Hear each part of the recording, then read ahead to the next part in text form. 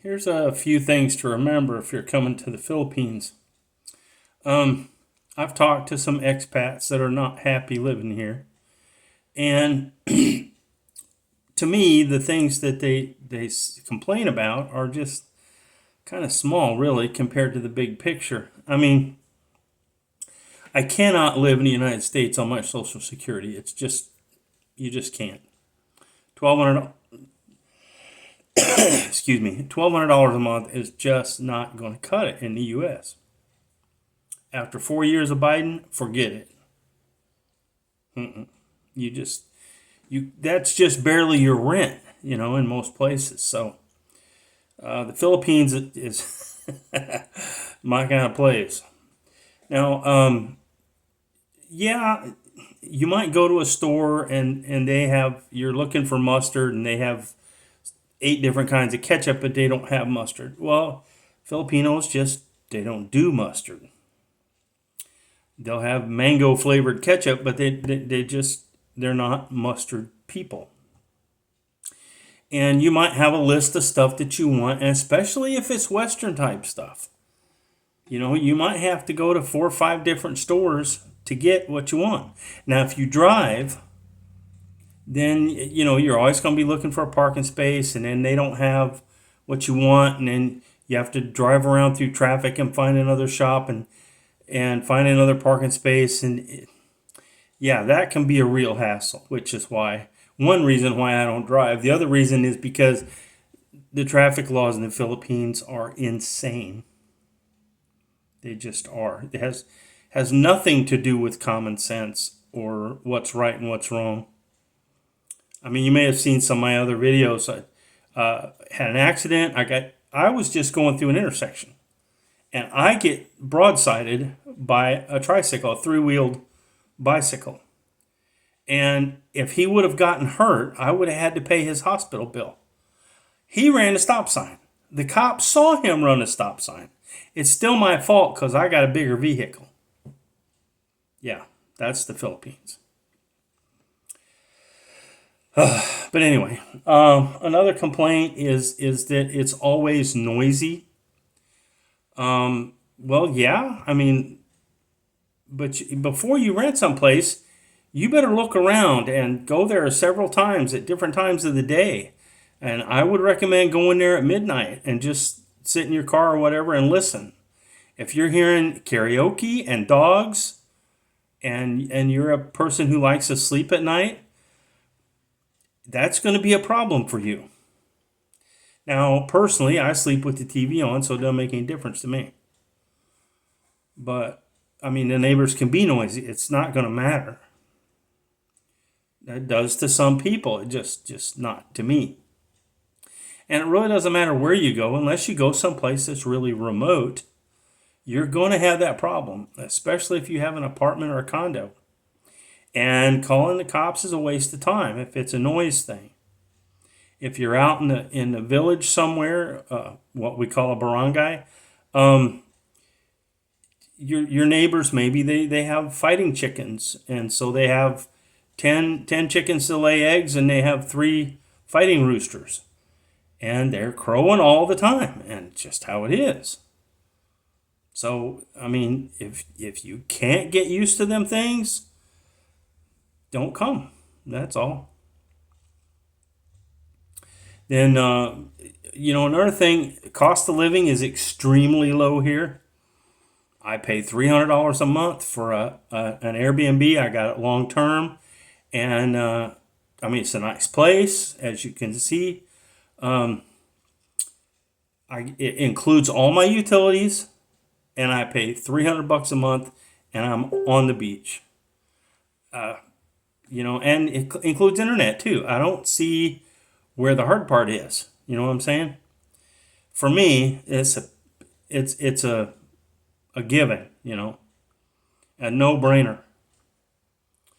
But even though the cost of living is low, certain things, especially like Western kind of foods, is going to be higher here than what you're used to paying in the U.S. If you can find a good steak, it's going to be twice the price it was in the U.S. And a lot of times, soup or Campbell's soup or the kind of stuff that you're used to in the U.S.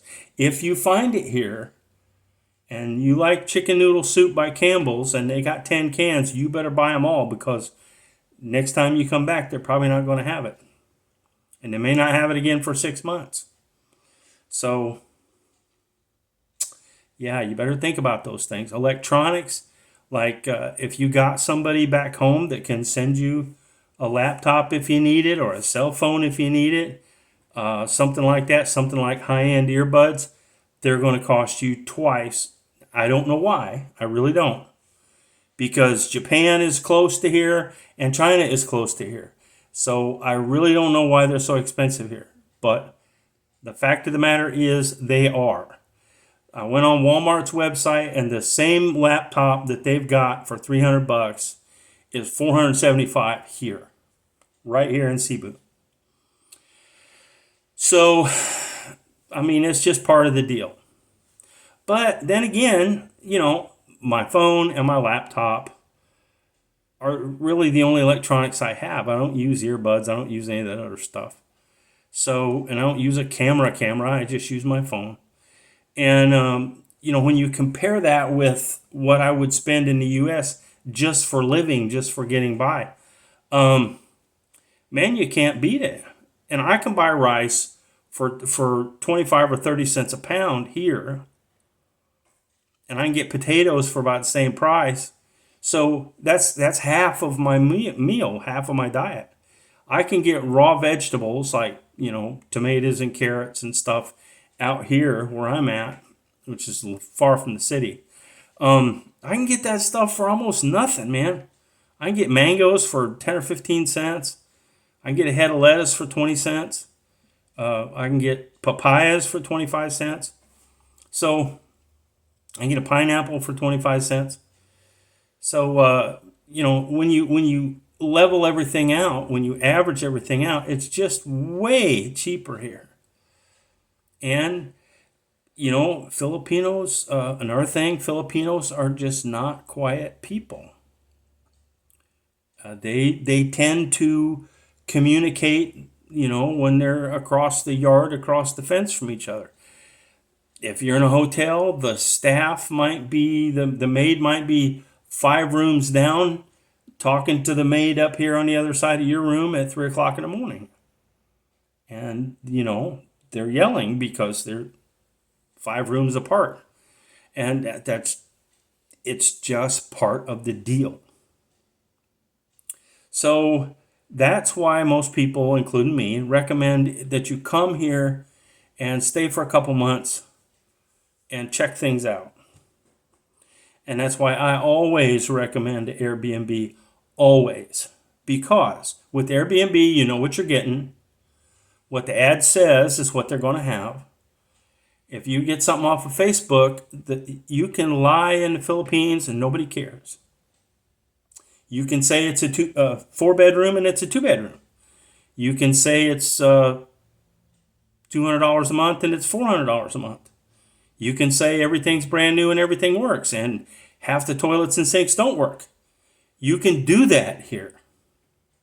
You can. And people do it. And another thing, a landlord might want 3 months in advance and then you pay it, and they'll do everything they can to piss you off so you leave and they get to keep your deposit and rent it to somebody else. There are people like that. That's why I recommend Airbnb. I really, really always do. You know what you're getting, and if there's a problem, Airbnb will give you your money back. You don't have to deal with the Filipino guy. So, yeah, that's my take on some of the things that you might want to consider before you think about moving to the Philippines. You might want to consider those things.